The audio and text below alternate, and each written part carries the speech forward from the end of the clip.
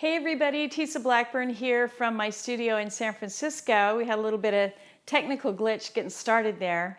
Today, and I think the camera's a little crooked. There we go. Okay. Oh. Welcome to another Wednesday live YouTube here from the studio in San Francisco. Today's topic is all about using water on canvas with acrylic paint and other substrates, other surfaces, but how to make some very cool surfaces on your canvases or other types of surfaces you can work on, where you can turn the surface into something that really resembles maybe watercolor paper or something like that. I've got some really cool things to show you, so stay tuned, okay? Let me turn the camera around so you can see my table. Hang on, I hope it won't make you too dizzy. Here we go.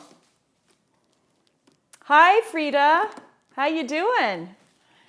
Okay, you guys, I'm going to show you my table, and it's a little hard for me to see the chat box while we're looking at the table, but once I move the camera, I can chat with you guys. So just put your comments there in the chat box, and I'll get back to them. So today I want to talk about using water, good old water, with acrylic paint.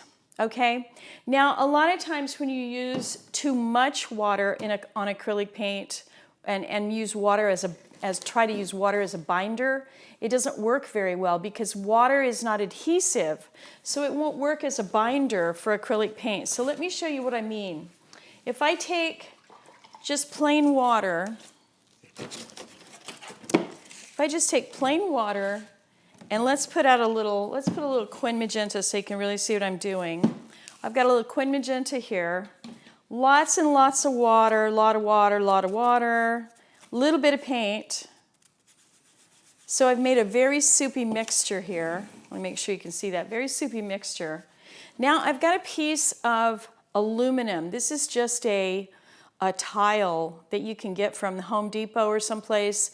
Those, it's not a tile, what's it called? The thing you put on top of the house, a shingle or a flashing, something like that. It's 79 cents at Home Depot. But the reason I'm showing this to you is because this is a very non-absorbent surface. That aluminum is very non-absorbent.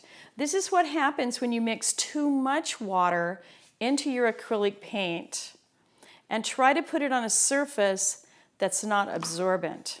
That is not going to stay there. It's going to come right off, okay? Now, on the other side of this aluminum, I have put down fiber paste from Golden, which that's fiber paste. And this acts like a ground that you can put down and turn the surface into an absorbent surface, and it behaves more like a piece of watercolor paper. So look at the difference here. Same paint with lots and lots of water. Now see how that stays put? And if I just take this paint, mix it up with a lot of water, and just drag it across like that, see what happens to the top part? It's not staying put at all. The part that's on the fiber paste is staying put. And once it dries, it's bonded. This one right here will not bond because that surface is way too non-absorbent, way too slick. It doesn't have any bonding power, okay? So that's the one difference between a surface that's not absorbent and a surface that is. Now canvases, most canvases are slightly absorbent, but if you want to make them even more absorbent, a really good way to do that is to put the fiber paste down on your canvas. Here's a little canvas that's been well loved. It's had lots of layers of stuff on it. But if you have fiber paste down on it, then you can treat it just like it's a piece of watercolor paper. Hi, Mary Oliver. I see ya. So I'm going to take a little bit of water. Actually, I'm going to take a lot of water. And I'm going to mix my Quin Magenta here. First, I'm going to do something else. I'm going to take just plain clear water, and I'm going to draw some circles. You may not be able to see them on the camera, but it's just clear water, nothing else. And I'm just going to draw those right on the fiber paste that I have down on my canvas. Now I'm going to take a little Quin Magenta full strength, and I'm going to just grab a little of that Quin Magenta and just touch the circle. So let me get that a little closer. I hope you guys can see that in the camera. I can't tip it because then everything will roll off the canvas because it's water. But do you see what's happening there? The Quin Magenta is only going where I have the water. So here's some more down here. So you can have a really good time with this and really get some very cool types of surfaces, very cool backgrounds. I use it a lot for creating backgrounds. There's also a way that you can put the fiber paste down and make it really smooth. All you need to do when you're putting the fiber paste down, because it is a little on the thick side. I don't know if you're going to be able to see this jar because it's almost empty, but it's kind of thick and it's very opaque. When you put it down, if you want the surface to be really smooth, then what you can do is just take your blade or whatever you're applying it with, take your blade, dip it in water, and then smooth it out. And it'll help to smooth down that fiber paste. I like the texture on the fiber paste myself, so I don't smooth it down. So there you go. That's a little bit about fiber paste and water. I'm going to put a little green gold here just to show you some other colors. And the cool thing about this is it may not seem like a big deal, but if you want to work really watercolory on canvas, you really want to make sure that that layer of paint is bonding to the surface. And with golden paint, you know, with professional grade paints, you can use more water than you can with student grade paints, but you're still going to desaturate the color if you use too much water. So pay attention to that. When things dry, they'll be a little bit lighter because you have a lot of water in there and there's not much paint. But the nice thing about that is you can always add another layer. As long as you keep this fiber paste porous and absorbent, you can put as many layers down here as you want. And you can even put a clear layer between.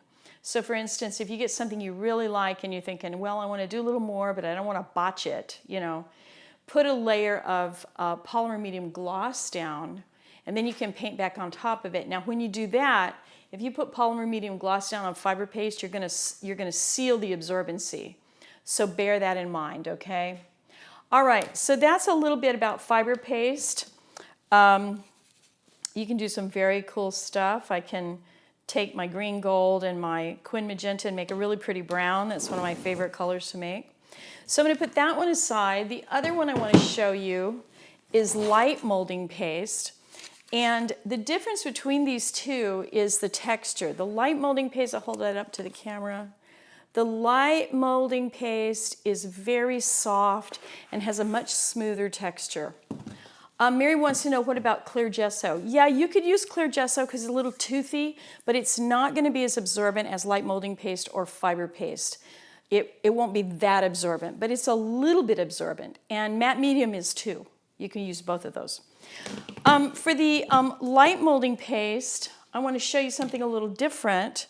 I am going to use the high flow on the light molding paste. So I've got high flow, which is the very, very, very thin paint made by Golden. This has got the viscosity of water. And I use this a lot when I'm pour painting, doing lots of pouring and stuff. But it's really great for this water type of technique. So I'm going to just take my brush, my other brush, and put the water down, put down a fair amount of water here.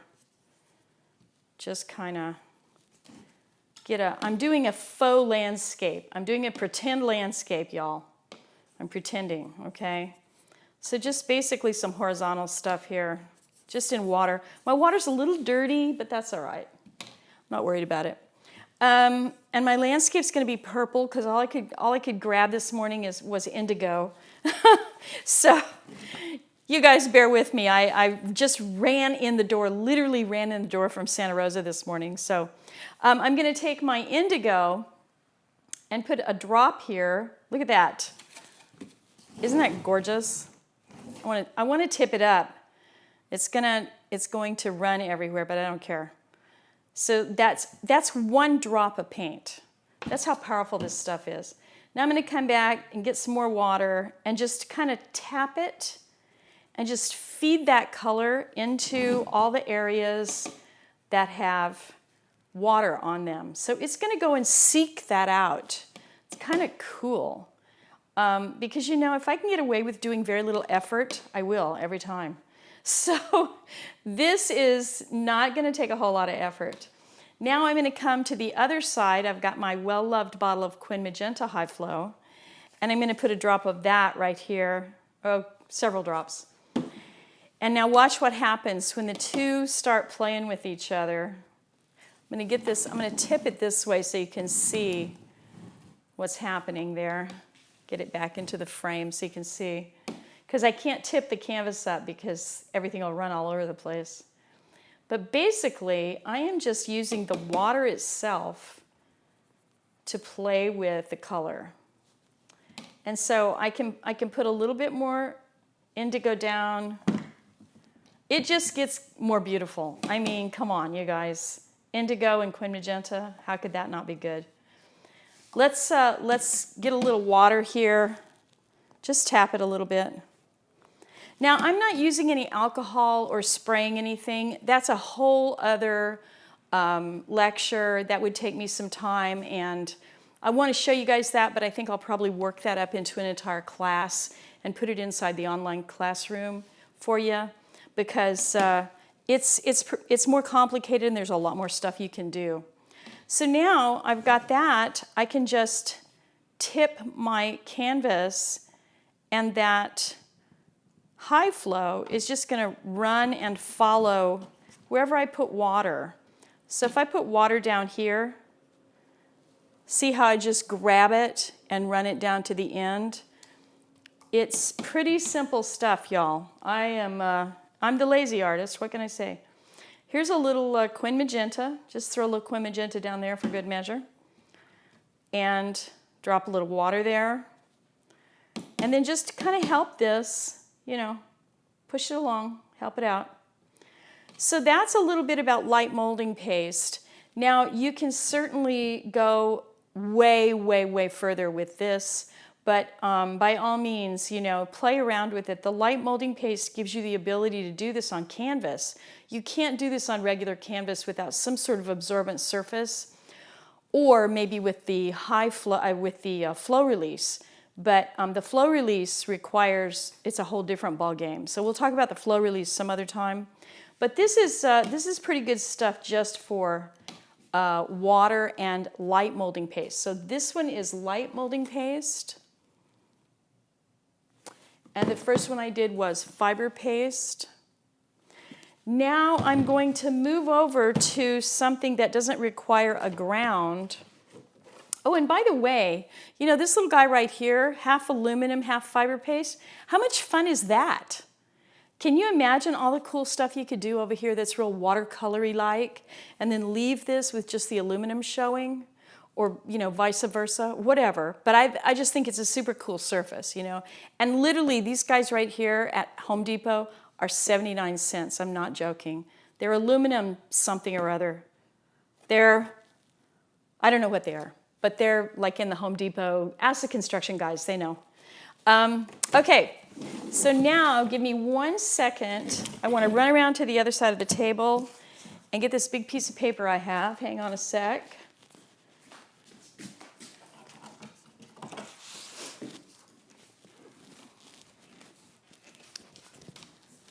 So this is my BFK, the paper that I love so much, and I'm having a hard time fighting with it right now. It's a little bit too big for the work surface I have. So let me just clean my work surface up a little bit here, because I got kind of carried away with Quin Magenta over there. And by the way, I don't know if you know or not, but this black plastic that I have all my tables covered with, I also get that at Home Depot or you know, whatever home improvement store you go to. That's where I get most of my good stuff. And this construction plastic, I cover all my tables with it because acrylic doesn't stick to it. It just, you know, peels right up, and then you protect your tables, and, you know, I change it every 6 or 8 months or something like that. Okay, here's my big piece of BFK. I'm going to put that down. I love this paper. Oh my gosh, this is my favorite paper in the world. Love, love, love this paper. And you're going to see why here in a second. So this is BFK, and that stands for the guys' names that started the paper mill 500 years ago. This paper has been made in the same paper mill for 500 years. It's an awesome paper. And I'll put the link to it down in the show notes after we're finished so you can find it. But it's pretty cool stuff. Okay, so I need clean water. Hang on half a sec.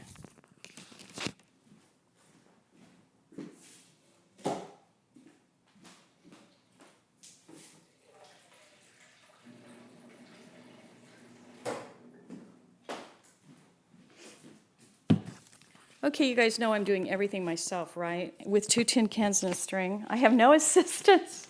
I have nobody here but me, and I'm jumping around like a crazy person. All right, clean water, a big brush, this guy right here.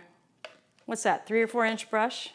3-inch brush, and water, clean water, and we're just gonna lay the water down. This is very similar to what I did on the light molding paste, but just a little bit bigger and on a different surface. So this is paper. The nice thing about this paper, this BFK, is that I can just slather the paint on there. I can put lots of water. I can do a ton of stuff to it, and it won't buckle. It'll dry flat. It's an amazing paper. So there you go. That's why I love it. Okay, let's get a little green gold. Throw a little green gold out there, and we're going to throw a little quin magenta out there just because we can, right? And now I'm going to come back with some more water, and that was the fluid, by the way. That wasn't the high flow, that was the fluid. Now these 2 colors, the reason I use these 2 colors together is because they make the most beautiful muted browny green.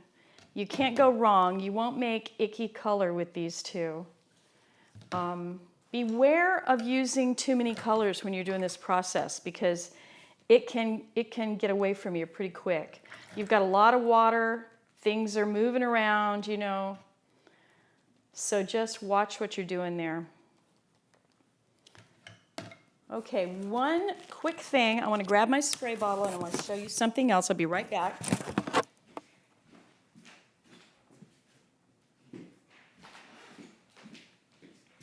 So this is my spray bottle, and I'm hoping it has water in it. It says it has alcohol. Let's find out. Yeah, it's got alcohol in it. That's okay. That's fine. I don't want to jump into the spray and alcohol on acrylic thing right now, but I just want to tell you that you can get these very cool types of, they're called cells. Everybody on YouTube is calling them cells. So they're like a little, I'm going to take the camera off. Hang on, you guys, it's going to make you dizzy here. Okay, so I'm hoping you can see this. Let's go really, really close. Have I totally screwed up YouTube? Probably. Can you see that? I'm just going to hold the camera there, and if you can see it, cool. If you can't, we'll do some more later. Okay. YouTube is going crazy because I moved the camera. They're going, no, stop it. Don't move the camera anymore. And you guys are probably going to get super dizzy here in a second. Hang on. Because I'm trying to put the camera back in the holder, and it won't go. All right. I think that's good. Ah!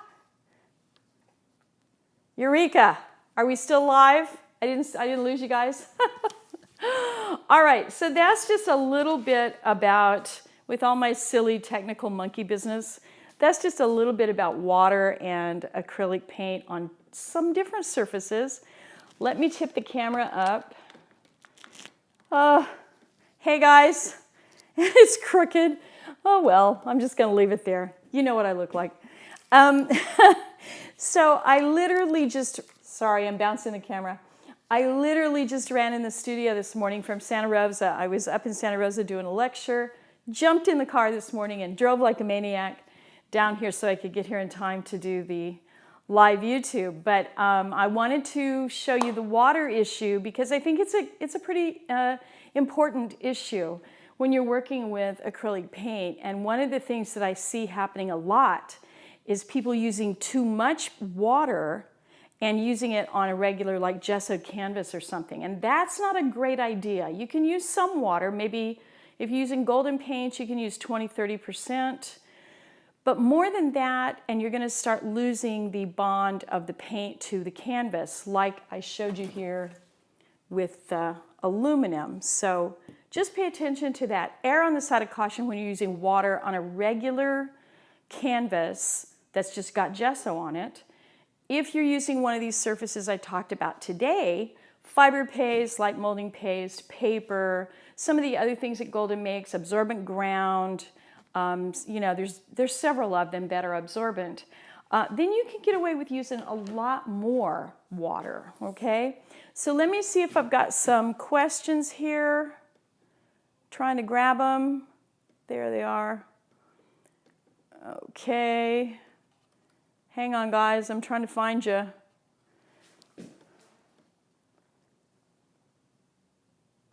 I don't see anybody. There you are. Hey, Dennis. You lost it, but you can't see me? Oh, that's too bad. I don't know what happened. Well, hopefully it might have happened when I moved the camera because YouTube went, "What are you doing?" Ah! So that's the scoop. All right, I think I've lost the connection, you guys. So I'm gonna go ahead and wrap it up. I will put some notes down in the comment section for you. And if you have any comments about it, just drop them there and I'll try and get back to them as soon as I can, okay? Thank you for bearing with me with my technical stuff. I'm still working on getting it to work out here at the studio so I can do live YouTube from out here because that's my preference. That's where all my tools are. So I prefer to do it here if I can get it to work. I can't always get it to work because we're out here in an ancient building. So there you go. All right, everybody, have a great day. I will see you next week, Wednesday at noon. And we'll have some other cool stuff coming up, okay? Take care, and I'll see you later. Bye for now.